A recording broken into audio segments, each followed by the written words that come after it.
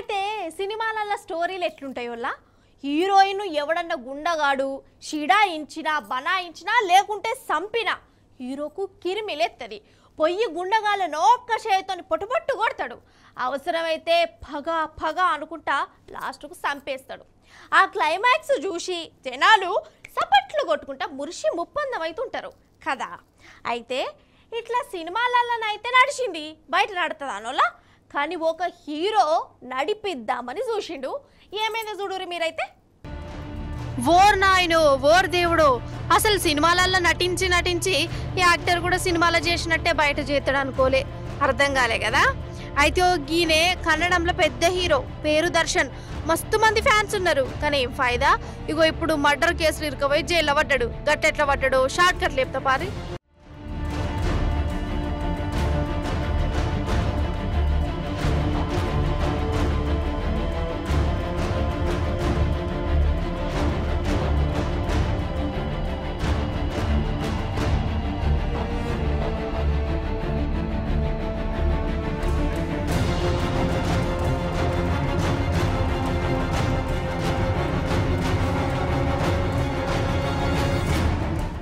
అయితే మొన్న కర్ణాటకల్నే రేణుకాస్వామి అనేటైన శవం దొరికిందటనొల్లా మర్డర్ అయిండు 5-6 పోలీసులు అరెస్ట్ చేసిరు ఎంక్వైరీ చేస్తే ఇగో ఈ హీరో దర్శన్ పేరు బయటికి వెళ్ళింది ఈయన చేయమంటేనే చేసినామన్నారట పోజ్ నీది ఎక్కడ కథరో అని ఎంక్వైరీ చేస్తే ఇంట్లో దర్శన్ చేయ కూడా ఉన్నట్టు కొట్టిందట పోలీసులకు మరి ఈయనకేం పోయే కాలం సప్పుజేక సినిమాలు చేసుకుంటా పైసలు కమాయించుకుంటూ ఉండకనట ఈ మడ్డల తెరువుకి ఎందుకు పోయిండు అని అనిపించచ్చు ఈయన్నే ఉన్నది అసలు సిసలైన సినిమా స్టోరీ ఈ దర్శన్కు పెండ్లైనా గానీ ఇంటామని విడిచిపెట్టి ఇగో ఈ పవిత్ర అనేట ఆమె సోపది పట్టిండట ఇద్దరు కలిసే ఉంటున్నట సరే అది వాళ్ళ ఇష్టము వాళ్ళ ఇంటి పంచాది అంతే కదా అయితే ఈ పవిత్రకు ఇగో రేణుస్వామి ఫోన్లు చేసి సతాయించిండటనుల్లా ఫోన్ నెంబర్ ఎట్లా దొరకబట్టిండో గానీ గలీజ్ గలీజ్ మెసేజ్లు పెట్టేటోడట ఇంకేమున్నది ఈ హీరోకు కిరిమిలేసినట్టున్నది నా పొలనే సతాయిస్తావా అని బీపీ పెంచుకున్నాడు కావచ్చు సంపేరని ఇగో మనుషులను కిరాయికి మనుషులను మాట్లాడి వాళ్ళని పంపిడు కావచ్చు వాళ్ళ రేణుస్వామి అనేటోని పొత్తని చేసి పాతి పెట్టిరు కానీ వాళ్ళు దొరికిర్రు పోలీసులు వాళ్ళ స్టైల్ ఎంక్వైరీ చేస్తే హీరో గారి రామాయణం గిట్ల బయటపడ్డది ఇప్పుడు గిర్యాప్తులు చేస్తున్నట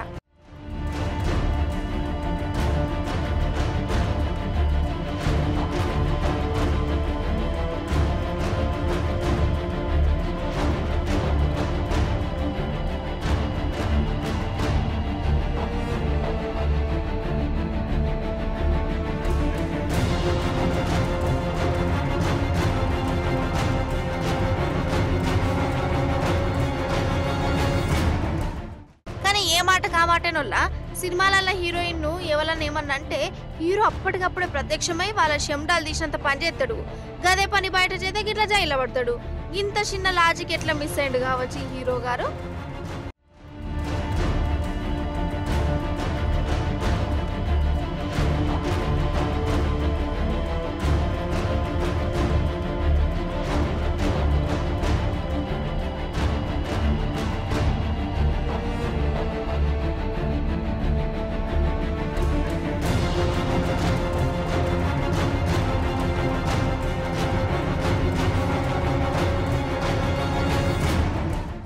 కన్న తల్లి గొప్పదా సాధన తల్లి గొప్పదా ఎందుకంటారా ఒక గున్నేనుగున్నదోళ్ళ గున్నేనుగు పాపం దాని అవస్థ చూస్తుంటే నాకింత కళ్ళ పొంటి నీళ్ళే అత్తున్నాయి ఏనుగు ముచ్చట అంటున్నావు కన్న తల్లి సాధన తల్లి అని రాగాలు తీస్తున్నావు అని అనేరు ఎందుకో చూడురి మీకే పురాగా సమజైతుంది వరెవ్వా ఎంత ముద్దుగున్నదో చూడు గున్నేనుగు దీని ఇట్లా చూసి సంబరపడుతురు కదా కానీ దీని అవస్థ తెలిసినాక మస్తు బాధ అవుతుందిలా ఇది తమిళనాడు ఏనుగు 3 నెలలుంటది వయసు ఇప్పుడు ఇది అందరున్న అనాథ లెక్క మారిపోయింది ఎట్లనంటే ఏనుగు పుట్టినాక తల్లికి జర పానం చూస్తోందిలా అడవి ఆఫీసర్లు ట్రీట్మెంట్ ఇచ్చిర్రు ట్రీట్మెంట్ నడిచిన 4 ఇది తల్లిని పట్టుకొని ఉండే రోజుల తరబడి ఆ ఏనుగుకు వైద్యం చేసిర్రు అయితే ట్రీట్మెంట్ నడుస్తుండగానే ఈ గున్నేనుగు ఇంకో ఏనుగుల మందలా కలిసింది ఆ మందతోనే కలిసిపోయి తిరిగింది అయితే ఇటు దీని కన్నతల్లి పానం మంచిగైందోల్లా ఇంకప్పటి సంధి కలుపుకున్న మంద ఈ గున్నేనుగును దూరం పెట్టినాయి సరే పట్టు అని అడవి ఆఫీసర్లు ఈ గున్నేనుగును తల్లి కాడికి పట్టుకుపోయి కలిపించే పని పెట్టుకున్నారు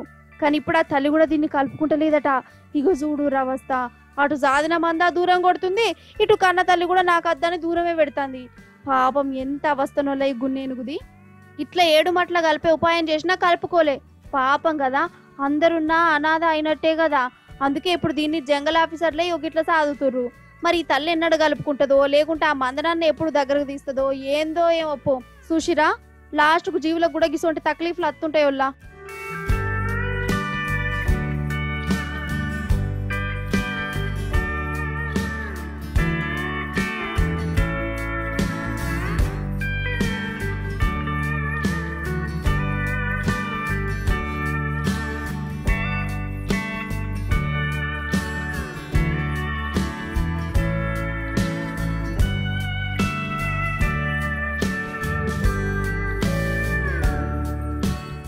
అయితే మన ఊర్లలోకి పోయేటప్పుడు టోల్ గేట్లు అత్తుంటాయి కదా వాళ్ళ నడమ ఈ కార్లు బస్సులు లారీలలో పోయేటోళ్ళు ఆ టోల్ గేట్ ఫీజు కట్టాలి.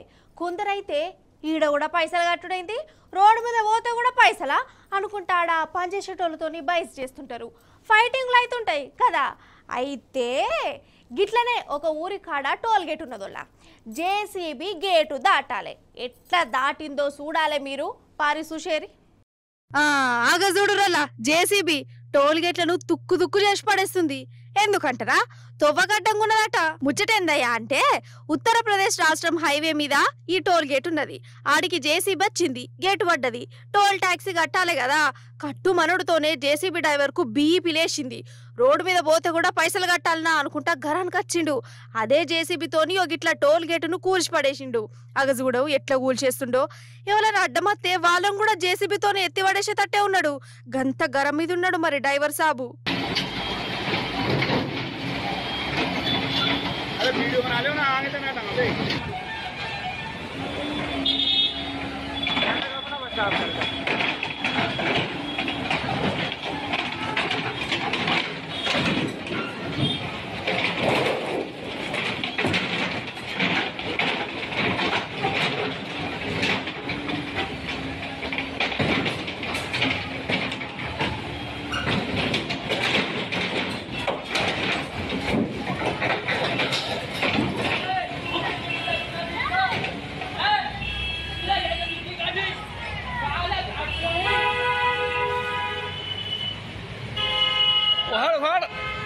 अरे टोल दे टोल।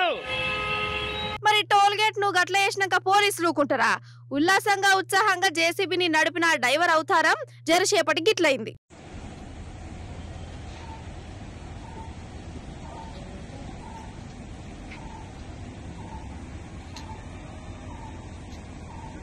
పోలీసులు మంచిగానే సన్మానం చేసినట్టున్నది ఈయనకు.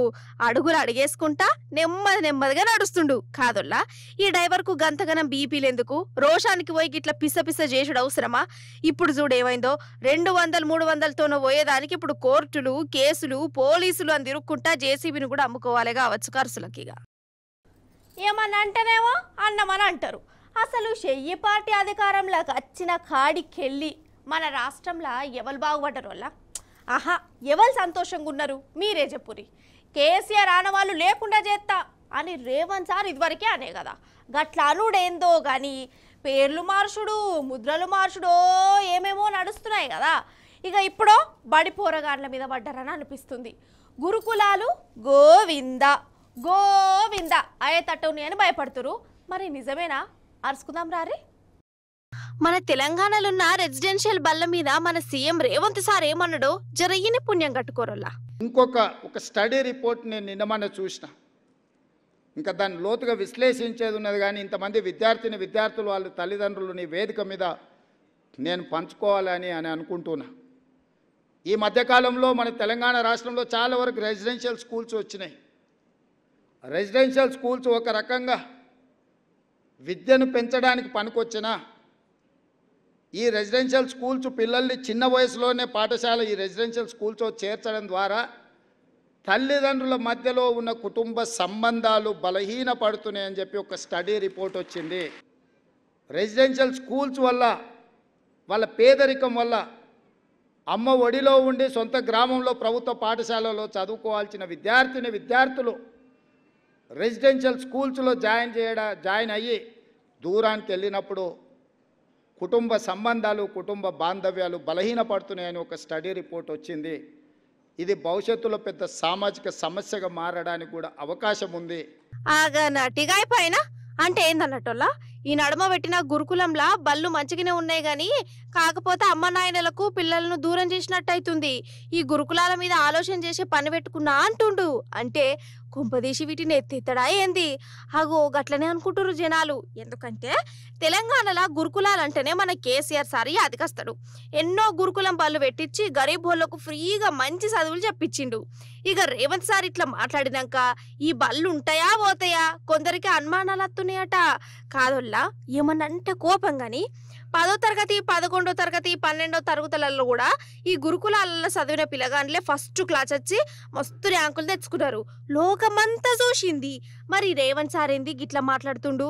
అసలు సార్ మనసులో ఏమున్నది కావచ్చు తలకాయ పట్టుకుంటురు. ఈ గురుకులం స్కూళ్ళ మీద సార్ ముచ్చట గట్లుంటే గురుకులం టీచర్ అభ్యర్థుల బాధ చూడురి. అగో పాపం మోకాల మీద నిల్చొని రేవంత్ సార్కు బాధ చెప్పుకునేందుకు ఆయన ఇంటి ముంగటనే ఇట్లా తండ్లాడుతుర్రు. ఉద్యోగాలు ఇచ్చే కాడ గురుకులం బోర్డు ఆఫీసర్లు చేసిన కథకు మేమందరం బలైనం. పరీక్ష మంచిగా రాసినా నౌకర్లు ఇయ్యలేదు. న్యాయం చేయాలని మోకాల మీద కూర్చొని నిరసన చేసిరు. అంటే మీకు న్యాయం చేయాలి కదా, అంటే మొత్తానికి అంతిమంగా మీకు తప్పు జరిగింది, తప్పుడు మాకు న్యాయం చేయాలి.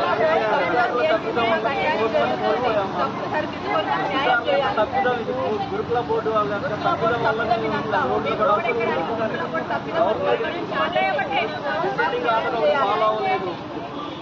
కామన్ పేపర్స్ పెట్టి డిసైడింగ్ ఆర్డర్ ఇవ్వకుండా మాకు అన్యాయం చేశారు. కాబట్టి మేము న్యాయం కోసం రోడ్లెక్కవలసినటువంటి పరిస్థితి ఇప్పుడు మాకు నెలకొన్నది. దయచేసి సీఎం గారు మమ్మల్ని పట్టించుకొని మాకు న్యాయం చేయాలని. కాదుల్లా అసలు ఈ 6 నెలల సంది రోడ్డెక్కరోలు ఎవరుళ్ళు మన కాడ మీరే చెప్పురి. రైతులు రోడ్ల మీద కచ్చిరు, మంచినీళ్లు రాక మన ఆడపడుచులు రోడ్లెక్కిరు, నౌకర్ల కోసం యోగిట్ల నిరుద్యోగులు బాధలు పడ్డరు, జీతాల కోసం నర్సులు రోడ్ల మీద కచ్చిరు. గిద అప్రజాపాలన అంటే గిట్ల గోసపుచ్చుకున్నాడు ఏందని ఇగో వీళ్ళు గరమైతురుల్లా. వామ్మో ఇక ఓ 20 కిలోల ఉల్లిగడ్డలు కొనుక్కొని పెట్టుకోవాలి, లేకుంటే ఆగమే. ఎందుకంటారా ఇగో ఉల్లిగడ్డల రేట్లు మళ్ళా పెరుగుతున్నాయట. కాదోల్లా ఉత్తపచ్చి కాదు మీది కురుకుతూనే ఉన్నదట. పారి మరి ఎందుకు పెరుగుతాంది, ఏ పాటు పెరుగుతాంది, ఏంది కథ అంత అరుసుకున్నద్దాం రారే. ఉల్లిగడ్డల సంగతి పక్కకు పెట్టుర్రి. పొద్దుగాలనే అటు కూరగాయల మార్కెట్కు పోయినా ఒక్కొక్క కాయగూర రేట్ ఇంట అంటే నాకు గుండెపోటు వచ్చినంతనే అయింది. అరే అవ్వంటేనోళ్ళ ఈ పాటికి కూరగాయలు కొందామని పోయినోళ్లకు వానకాలంలో కూడా చల్లటి చెమటలు వచ్చే ఉంటాయి కదా. కాదా మరి టమాటాలు కిలో 60 అట. ఒక్కొక్క జాగలింక ఎక్కువనే ఉన్నది. గా బీన్స్ ఏమో కిలో 90 అంటురు. ఓష్ని బీన్స్ కు 90 ఏందోల్లా. బెండకాయనేమో 70 అట. ఇట్లా ఆలుగడ్డలు శామగడ్డలు మిరపకాయలు గోరుచిక్కుడుకాయలు ఇట్లా ఏ కాయగూరనైనా తీసుకో మస్తు పిరమైనయి. కూరగాయల కథ అట్లుండదా? ఈ ఉల్లిగడ్డలు కొయ్యక ముందే కండ్ల పొంట నీళ్ళు తెప్పిస్తుంది. నిన్న మొన్నటి దాకా 20 రూపాయలు ఉండే కదా, ఇగో ఇప్పుడు 40 రూపాయలు 50 రూపాయలు, కొన్ని జాగలలో 60 కూడా అమ్ముతుర్రు. 50-60 అంటే ఏందన్నట్టు? అసలైతే ఉల్లిగడ్డను అసలు నమ్మడానికి లేదు. రోజుకొక రేటు ఉంటది. ఇయాలున్న రేటు రేపు ఉండనే ఉండదు, ఇంకా పిరమైతేనే ఉంటది, మళ్ళీ లటుక్కున దిగుతుంది. సరే కూరగాయలు ఏం తింటాం తి, వాటికి పెట్టే బదులు ఇంకో 20-30 కలుపుకుంటే కోడి కూర వస్తుంది కదా అంటే ఆ కోడి కూడా కొండెక్కి కూర్చున్నది. చికెన్ కూడా పిరమైంది. ఖాళీ బాయిలర్ కూరనే కిలో 260, 270, 280 అని అంటురు. ఇవి ఇట్లా పిరమైతున్నాయి. ఏం కొందామన్న చేతులు అత్తలేవు పో.